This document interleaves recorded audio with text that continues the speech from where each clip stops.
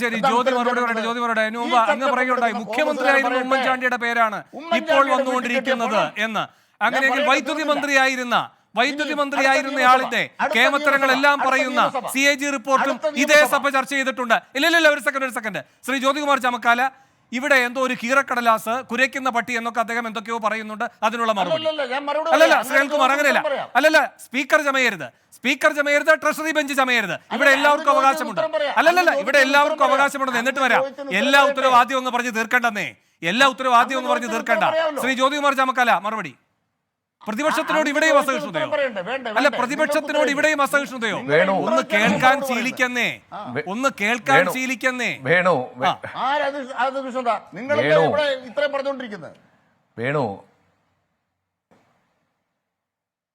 വേണു, ഇവിടെ എന്താ പ്രശ്നം? ഇവിടെ കുരയ്ക്കുന്നത് ആരാണെന്ന് കേരളീയ സമൂഹത്തിന് ബോധ്യപ്പെട്ടുകൊണ്ടേയിരിക്കുകയാണ്. ഞാൻ അതിനപ്പുറത്തേക്ക് ഒന്നും പറയുന്നില്ല. കുരയ്ക്കുന്നത് ആരാണെന്നും ആ കുരയ്ക്കുന്ന ഏത് മൃഗമാണെന്നും ആ മൃഗത്തെ ആരുമായിട്ടാണ് ഉപമിക്കേണ്ടതെന്നൊന്നും ഞാൻ പ്രത്യേകിച്ചൊന്നും പറയുന്നില്ല. അത് അനിൽകുമാറിന്റെ യുക്തിക്ക് വിട്ടുകൊടുക്കുന്നു. അദ്ദേഹം വീട്ടിൽ പോയിരുന്ന് ആലോചിക്കട്ടെ. ഞാൻ പിന്നെ ഈ വസ്തുതയിലേക്ക് വരാം. ഇവിടെ എന്താ പ്രശ്നം? ഇവിടെ എക്സാലോജിക്ക് അല്ലെങ്കിൽ പിന്നെ PVN കമ്പനി എന്താണ്, എവിടെ നിന്ന് വന്നു എന്നാണ് ചോദിക്കുന്നത്. PV എന്നാൽ താങ്കൾ ഇപ്പോൾ ഇങ്ങനെ ഉദ്ധരിച്ച് പറഞ്ഞ ഇന്റീരിയം സെറ്റിൽമെന്റ് ബോർഡിനകത്ത് വളരെ സ്പെസിഫിക് ആയി പറഞ്ഞിരിക്കുന്നു. ആ ഇന്റീരിയം സെറ്റിൽമെന്റ് ബോർഡിന്റെ മുമ്പിൽ പരിഗണനയ്ക്ക് വന്നത് CMRലും അതുപോലെ തന്നെ ഇൻകം ടാക്സും തമ്മിലുള്ള ഒരു ഡിസ്പ്യൂട്ടാണ്. അത് വ്യവസ്ഥാപിതമായ മാർഗത്തിലൂടെ അവിടെ പരിഹരിക്കപ്പെടുകയാണ്. അങ്ങനെ പരിഹരിച്ച് ഇന്റീരിയം സെറ്റിൽമെന്റ് ബോർഡിന്റെ ഒരു ഉത്തരവ്, ആ ഉത്തരവ് വരുമ്പോൾ അതിൽ പറഞ്ഞിരിക്കുന്ന ബാക്കി കാര്യങ്ങളെല്ലാം ശരിയാണ് എന്ന് AK ബാലനും അതുപോലെ തന്നെ MV ഗോവിന്ദനും ഉൾപ്പെടെയുള്ളവർ പറയുന്നുണ്ട്. പക്ഷേ PV എന്നാൽ പിണറായി വിജയൻ അല്ല എന്ന് പറയുന്നു. ശ്രീ അനിൽകുമാറെ, ആ ഇന്റീരിയം സെറ്റിൽമെന്റ് ബോർഡിന്റെ ആ ഉത്തരവിൽ വളരെ സ്പെസിഫിക് ആയി പറഞ്ഞിട്ടുണ്ട് പിണറായി വിജയനാണ് PV എന്ന് പറഞ്ഞിട്ടുണ്ട്. നിങ്ങൾക്ക് അത് മാത്രം ബാധകമല്ലാത്തതുകൊണ്ടാണ് നിങ്ങളിങ്ങനെ രമേശ് ചെന്നിത്തലയെ കുറിച്ചും അതുപോലെ തന്നെ ഉമ്മൻചാണ്ടിയെ കുറിച്ചൊക്കെ പറഞ്ഞു. അവർ പാർട്ടിയിൽ കൊണ്ടുപോയിട്ടുണ്ട്. അവർ അന്വേഷണം വന്നു കഴിഞ്ഞാൽ ഈ 212 അനുസരിച്ചുള്ള അന്വേഷണം അവർക്ക് നേരെയും വരുന്നുണ്ടെങ്കിൽ വ്യത്യാസമുണ്ട്. നിങ്ങൾ അത് ഏറ്റെടുത്തു, പിണറായി വിജയൻ പറയുന്നത് PV താനല്ല എന്ന്. അതെ, ആ ഛർദി കോരിയത് ആരാണെന്ന് ഞാൻ പറയുന്നില്ല കേട്ടോ ശ്രീ അനിൽകുമാർ. പക്ഷേ അങ്ങയുടെ പ്രയോഗമാണേ, അല്ല ഞാൻ എന്തെങ്കിലും ഒരു ദുസൂചനയുടെ പറഞ്ഞതല്ല. ആ ഛർദി കോരിയത് ആരാണ്, ആ ഛർദി കോരി നടക്കുന്നത് ആരൊക്കെയാണ്, അതൊന്നും ഞാൻ പറയുന്നില്ല. ശ്രീ ജ്യോതി തുടർന്നോളൂ. അതങ്ങ് നോക്കിയാൽ മതി എന്നേ. അല്ല, താനല്ല PV എന്ന ഛർദി കോരിയത് ആരാണ് എന്നങ്ങ് പരിശോധിച്ചാൽ മതി. ശരി ശ്രീ ജ്യോതി. എന്റെ അവസരമാണല്ലോ. ഞാനല്ല പിണറായി PV എന്നാൽ ഞാനല്ല എന്ന് പിണറായി വിജയൻ പറയുകയും അത് ഏറ്റു കുറയ്ക്കുകയും ചെയ്യുന്ന കുറെ ആളുകൾ ഇവിടെ ഉണ്ടല്ലോ. ഞാൻ അതിന്റെ വിശദാംശങ്ങളിലേക്ക് പോകുന്നില്ല. അതൊക്കെ ഇന്റീരിയം സെറ്റിൽമെന്റ് ബോർഡ് അവിടെ സ്പെസിഫിക് ആയി ഡിഫൈൻ ചെയ്തിട്ടുള്ളതാണ്. ആ ഉത്തരവിൽ ഉള്ളതാണ്. ഇനി അതിനെക്കുറിച്ച് അതുകൊണ്ട് കൂടുതൽ നമ്മൾ സംസാരിക്കേണ്ടതില്ല. ഇനി ബാക്കി എല്ലാവർക്കും കൊടുത്തിട്ടുണ്ട്. പിണറായി വിജയൻ മേടിച്ചിട്ടുണ്ട്. ഞങ്ങളുടെ നേതാക്കന്മാർ പറഞ്ഞു ഞങ്ങൾ പാർട്ടി ഓഫീസിൽ കൊടുക്കുന്നു. അത് അനിൽകുമാർ സമ്മതിക്കുന്നുണ്ട്. പക്ഷേ പിണറായി വിജയൻ സമ്മതിക്കാത്തത് അദ്ദേഹം വാങ്ങിയത് അദ്ദേഹത്തിന്റെ വീട്ടിലേക്ക് കൊണ്ടുപോയതുണ്ടാകാം. എനിക്കറിയില്ല. ഏതായാലും അദ്ദേഹത്തെ സംബന്ധിച്ച് ഈ SFI അന്വേഷിക്കുമ്പോൾ അദ്ദേഹം വ്യക്തമാക്കട്ടെ. അവിടെ അദ്ദേഹം വ്യക്തമാക്കിയാൽ മതി. ഇവിടെ നമ്മുടെ മുമ്പിലുള്ള വിഷയം എന്താണ്? താങ്കൾ ചോദിച്ചത്, ശ്രീ അനിൽകുമാറിനോട് ചോദിച്ചതും എന്നോട് ചോദിച്ചതും ഒക്കെ ഇന്ന് നിയമസഭയിൽ ഇത്തരത്തിൽ ദേശീയ നേതൃത്വം BJPയുടെ പാർലമെന്റിൽ 154 പേരെ പുറത്താക്കുന്നത് പോലെ ഇവിടെയും പ്രതിപക്ഷ സ്വരത്തെ അടിച്ചമർത്തുകയാണോ എന്നുള്ളതായിരുന്നു ചോദ്യം. ഇവിടെ സ്പീക്കറുടെ ഭാഗത്തുനിന്ന് എത്ര പരുഷമായിട്ടാണ് സംസാരം ഉണ്ടായിട്ടുള്ളത്. റൂൾ 50 അനുസരിച്ച് ഇത്തരത്തിൽ അടിയന്തര പ്രമേയത്തിന് നോട്ടീസ് നൽകുന്നു. നമുക്കറിയാം, അടിയന്തര പ്രമേയത്തിന് അവതരണ അനുമതി തേടിക്കൊണ്ടാണ് നോട്ടീസ് കൊടുക്കുന്നത്. അല്ലാതെ അടിയന്തര പ്രമേയത്തിന് നോട്ടീസ് കൊടുക്കല്ല. അടിയന്തര പ്രമേയം അവതരിപ്പിക്കാനുള്ള അനുമതി തേടിക്കൊണ്ടുള്ള നോട്ടീസ് കൊടുക്കുന്നു.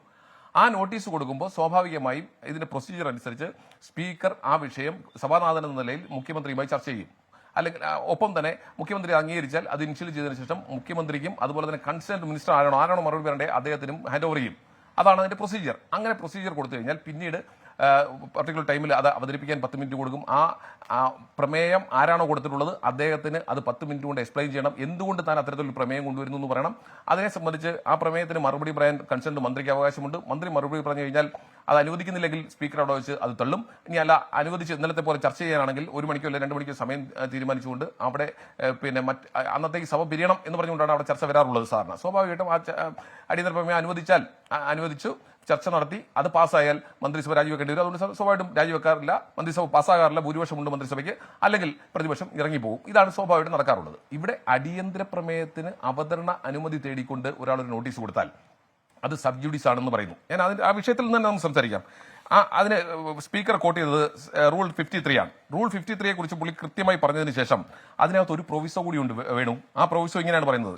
ഞാൻ പിന്നെ ആ പ്രൊവിസോ പറയുന്നത്, എന്നാൽ സ്റ്റാറ്റ്യൂട്ടറി ട്രിബ്യൂണലോ സ്റ്റാറ്റ്യൂട്ടറി അതോറിറ്റിയോ കമ്മീഷനോ അന്വേഷണ കോടതിയോ അങ്ങനെയുള്ള സംഗതി പരിഗണിക്കുന്നതിന് ഹാനികരമാകാൻ സാധ്യതയില്ലെന്ന് സ്പീക്കർക്ക് ബോധ്യം വരുന്ന പക്ഷം അദ്ദേഹത്തിന് തന്റെ വിവേചനാധികാരം പ്രയോഗിച്ച് അന്വേഷണ വിചാരണയുടെ നടപടിക്രമത്തെയോ വിഷയത്തെയോ അവസ്ഥയോ സംബന്ധിക്കുന്ന വിധത്തിലുള്ള സംഗതി സഭയിൽ ഉന്നയിക്കുന്നത് അനുവദിക്കാവുന്നതാണ് എന്ന് സ്പെസിഫിക് ആയി അതിലൊരു പ്രൊവിസോ ഉണ്ട്.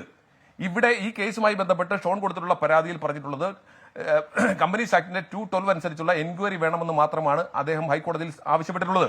അതിനെ സംബന്ധിച്ച് ആ എൻക്വയറി ഇപ്പോൾ തന്നെ കേന്ദ്ര ഗവൺമെന്റ് അംഗീകരിച്ചിട്ടുണ്ട്, അവർ ഉത്തരവിറക്കിയിട്ടുണ്ട്.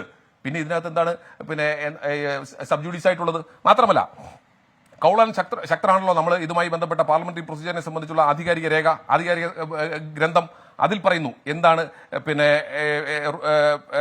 സബ് ജുഡീസ് എന്ന് പറയുന്നതിനെ സംബന്ധിച്ച് ക്രിമിനൽ കേസുകളിൽ വളരെ സ്പെസിഫിക് ആയി പറയുന്നു, in criminal cases from the time charge sheet is filed till judgment is delivered. Charge sheet file ചെയ്തതിനു ശേഷം ജഡ്ജ്മെന്റ് ഡെലിവറി ചെയ്യുന്നവരെയുള്ള പീരീഡാണ് ഇത്തരത്തിൽ സബ് ജുഡീസ് ആയിട്ട് വരുന്നതെന്ന് വളരെ കൃത്യമായി ആധികാരികമായി രേഖകളിൽ പറയുന്നുണ്ട്. പിന്നെ എന്തുകൊണ്ടാണ് ഇത്തരത്തിൽ സ്പീക്കർ ഈ അവതരണ അനുമതി നിഷേധിച്ചത്? മറ്റൊന്നുമല്ല, പുറത്ത് മുഖ്യമന്ത്രിക്കെതിരെ ആരെങ്കിലും പറഞ്ഞാൽ അവരെ തല്ലി ഒതുക്കും, അവരെ മൃഗീയമായി മർദ്ദിക്കും. നിയമസഭയിലാണെങ്കിൽ ഇത്തരത്തിൽ ജനാധിപത്യ വിരുദ്ധമായ നടപടികൾ സ്വീകരിക്കും. ഇതേപോലെ തന്നെയാണ് നേരത്തെ നിയമസഭയിലെ MLA-മാരെ കൈകാര്യം ചെയ്തിട്ടുള്ളത്. ആ നിയമസഭയുടെ കോറിഡോറിൽ വെച്ച് ഇതേപോലൊരു വിഷയം മുഖ്യമന്ത്രിയുടെ കുടുംബവുമായി ബന്ധപ്പെട്ട്. അപ്പോൾ മുഖ്യമന്ത്രിയുടെ കുടുംബത്തിനെതിരെ മുഖ്യമന്ത്രിക്കെതിരെ അഴിമതിപരമായ ഒരു കാര്യവും ഉന്നയിക്കാൻ പാടില്ല. ഇനി നോക്കൂ, ഞാൻ 2-3 എക്സാമ്പിൾസ് കൂടി പറഞ്ഞു, എനിക്ക് അവസരം തന്നില്ലെങ്കിലും വേണ്ടില്ല. 23/7/2007 സുപ്രീം കോടതി സർക്കാരിനെതിരെ പരാമർശം നടത്തി. ആ കേസ് അവിടെ പെൻഡിംഗ് ആണ്. ആ കേസ് അവിടെ പെൻഡിംഗ് ആയിരിക്കുമ്പോൾ പോലും സംസ്ഥാനത്ത് നിയമസഭയിൽ അടിയന്തര പ്രമേയം അനുവദിച്ചിട്ടുണ്ട്. 11/12/2012 കോടിയേരിയുടെ അടിയന്തര പ്രമേയമാണ്. കാരണം വിജിലൻസിനെ രാഷ്ട്രീയവൽക്കരിച്ചു എന്ന് ഹൈക്കോടതിയുടെ ഒരു പരാമർശം വന്നു. അതിന് ഉപോത്ബലകമായ കേസ് അപ്പോഴും അവിടെ പെൻഡിംഗ് ആണ്, എന്നിട്ടും അംഗീകരിച്ചിട്ടുണ്ട്. 24/7/2015 മാത്യു ടി തോമസിന്റെ ഒരു അടിയന്തര പ്രമേയമാണ്. AGയുടെ ഓഫീസിനെ പിരിച്ചുവിടണമെന്ന് ഹൈക്കോടതിയിലെ ജസ്റ്റിസ് ആയിരുന്ന ജസ്റ്റിസ് അലക്സാണ്ടർ തോമസിന്റെ ഒരു പരാമർശം വന്നു. ആ കേസും അപ്പോൾ അതിന് ഉപോത്ബലകമായിട്ടുള്ള കേസ് അപ്പോഴും അവിടെ പെൻഡിംഗ് ആണ്, എന്നിട്ടും പിറ്റേ ദിവസം അവിടെ അടിയന്തര പ്രമേയം അവതരിപ്പിച്ചു. 24/2/2016 രാജു ഇബ്രഹാം കൊണ്ടുവന്ന അടിയന്തര പ്രമേയമാണ്. തൃശൂർ വിജിലൻസ് കോടതിയുടെ ഒരു പരാമർശമാണ്. പാമോലിൻ കേസിൽ ഉമ്മൻചാണ്ടിക്ക് പാമോലിൻ കേസിലെ വിഷയത്തെ സംബന്ധിച്ച് നേരത്തെ അറിയാമായിരുന്നു എന്ന തുറന്ന കോടതിയിലെ പരാമർശത്തെ സംബന്ധിച്ച് തൊട്ടടുത്ത ദിവസം രാജു ഇബ്രഹാം പിന്നെ അടിയന്തര പ്രമേയം കൊണ്ടുവന്നു, അംഗീകരിച്ചിട്ടുണ്ട്. ഏറ്റവും അവസാനം പക്ഷേ ഇതിനൊക്കെ വ്യത്യസ്തമായി ഒരു കാര്യം കൂടെ ഞാൻ പറയട്ടെ. ശ്രീ VD സതീശൻ 22/8/2017 ഒരു അടിയന്തര പ്രമേയം കഴിഞ്ഞ സർക്കാരിന്റെ കാലത്ത് കൊണ്ടുവന്നു. കഴിഞ്ഞ പിണറായി സർക്കാരിന്റെ കാലത്ത് സർക്കാരും എൻട്രൻസ് കമ്മീഷനും ആർക്കൊപ്പമാണ് എന്ന് ഹൈക്കോടതി ചോദിച്ചു. ഏത് കേസിലാണ്? നമുക്കറിയാം, വളരെ പ്രമാദമായ കണ്ണൂരിലെ മെഡിക്കൽ കോളേജുമായി ബന്ധപ്പെട്ട വിഷയത്തിൽ ഹൈക്കോടതി ചോദിച്ചപ്പോൾ തൊട്ടടുത്ത ദിവസം അടിയന്തര പ്രമേയം കൊണ്ടുവന്ന് അംഗീകരിച്ചിട്ടുണ്ട്. ഇവിടെ ഇതിനൊക്കെ അപ്പുറത്തേക്ക് വേണു പറയുന്നതിന് എനിക്ക് ബുദ്ധിമുട്ടൊന്നുമില്ല. 26/7/2021 ശ്രീ റോജി എം ജോൺ കൊണ്ടുവന്ന ഒരു അടിയന്തര പ്രമേയം ഞങ്ങൾ ഒരിക്കലും അത് അംഗീകരിക്കുമെന്ന് പറഞ്ഞുകൊണ്ടല്ല കൊണ്ടുവന്നത്. റോജി എം ജോൺ കൊണ്ടുവന്ന അടിയന്തര പ്രമേയം കൊടകര കള്ളപ്പണക്കേസുമായി ബന്ധപ്പെട്ട് കുഴൽപ്പണക്കേസുമായി ബന്ധപ്പെട്ട് അതിൽ ഞാൻ വീണ്ടും ആവർത്തിക്കുന്നു വേണു, അവിടെ കുറ്റപത്രം സമർപ്പിച്ചതിന് ശേഷം BJPയുടെ സംസ്ഥാന അധ്യക്ഷനെ അതിൽ സാക്ഷിയാക്കിയിട്ടേ ഉള്ളൂ, പ്രതിയാക്കിയിട്ടില്ല എന്ന് പറഞ്ഞുകൊണ്ട് ശ്രീ റോജി എം ജോൺ കൊണ്ടുവന്ന അടിയന്തര പ്രമേയം, ആ അടിയന്തര പ്രമേയത്തിന് ഇന്നത്തെ മന്ത്രി MB രാജേഷ് അന്ന് സ്പീക്കറായിരിക്കെ അനുമതി നൽകിയിട്ടുണ്ട്. എന്റെ ഓർമ്മയിൽ ഞാൻ റിസർച്ച് നടത്തിയപ്പോൾ എനിക്ക് ബോധ്യപ്പെട്ടത് ഈ നിയമസഭയുടെ ചരിത്രത്തിൽ ഒരേ ഒരു കേസ് മാത്രമാണ്, ഒറ്റ ഒരു കേസ് മാത്രമാണ് കുറ്റപത്രം കൊടുത്തതിന് ശേഷം വന്നിട്ടുള്ളത്. പാമോലിൻ കേസുമായി ബന്ധപ്പെട്ട്, കെ ബാബുവുമായി ബന്ധപ്പെട്ട്, ശ്രീ കെ മാണിയുമായി ബന്ധപ്പെട്ടൊക്കെ, സോളാർ കേസുമായി ബന്ധപ്പെട്ടൊക്കെ ശ്രീ G കാർത്തികേയൻ 2011 മുതൽ 15 വരെ സ്പീക്കറായിരിക്കെ അദ്ദേഹം ഈ ഞാൻ മുമ്പ് വായിച്ച റൂൾ 53 പിന്നെ പ്രൊവിസോ അനുസരിച്ച് അദ്ദേഹം എല്ലാത്തിനും അനുമതി നൽകിയിട്ടുണ്ട്, ഒരെണ്ണം ഒഴികെ. ഇവിടെ ഇതിനൊക്കെ അനുമതി ഇവിടെ അനുമതി നൽകാത്തതിന് കാരണം മറ്റൊന്നുമല്ല, നമ്മുടെ പിണറായി വിജയന്റെ മകൾക്കെതിരെയുള്ള ചോദ്യം. അദ്ദേഹം ഇവിടെ സ്വർണ്ണമോതിരം തരാം നിരന്തരമായി പറയുന്നുണ്ടല്ലോ. ഞാൻ അങ്ങേക്കൊരു സ്വർണ്ണമോതിരം തരാം. ഇവിടെ മൈക്രോസോഫ്റ്റിന്റെ ബിൽഗേറ്റ്സിന്റെ മരുമകളൊന്നുമല്ലോ ഈ വീണ വിജയൻ. മൈക്രോസോഫ്റ്റിന്റെ സോഫ്റ്റ്വെയർ ഡെവലപ്പ് ചെയ്തത് എക്സാലോജിക് ആണെന്നാണ് പറഞ്ഞിരിക്കുന്നത്. അത് മെയിൻ്റെനൻസ് നടത്തിയിട്ടുള്ളത് എക്സാലോജിക് ആണെന്നാണ് പറഞ്ഞിട്ടുള്ളത്. അത് മാനേജ് ചെയ്യുന്നത് എക്സാലോജിക് ആണെന്ന് പറഞ്ഞിട്ടുള്ളത്. എന്തിന്റെ അടിസ്ഥാനത്തിൽ? ടാലി എന്ന സോഫ്റ്റ്വെയർ അതിന്റെ ഫ്രാഞ്ചൈസി ഉണ്ടോ എക്സാലോജിക്കിന്? അപ്പോൾ ഇല്ലാത്ത കാര്യങ്ങളെ കുറിച്ച് പറഞ്ഞിരിക്കുന്നു. അതിന് എന്താണ് നിങ്ങളുടെ വിശദീകരണം എന്ന് പറഞ്ഞാൽ ഞാൻ താങ്കൾക്ക് ഒരു സ്വർണ്ണമോതിരം തരാം. ശരി ശ്രീ അനിൽകുമാർ അദ്ദേഹത്തിലൂടെ വരുമ്പോൾ ഇതിനൊക്കെ മറുപടി പറയട്ടെ. ശരി ഞാൻ ഷോൺ ജോർജിലേക്ക് പോവാണ്. ജ്യോതി ഒരു മിനിറ്റ് ഷോൺ ജോർജിലേക്ക് പോവുകയാണ്. കാരണം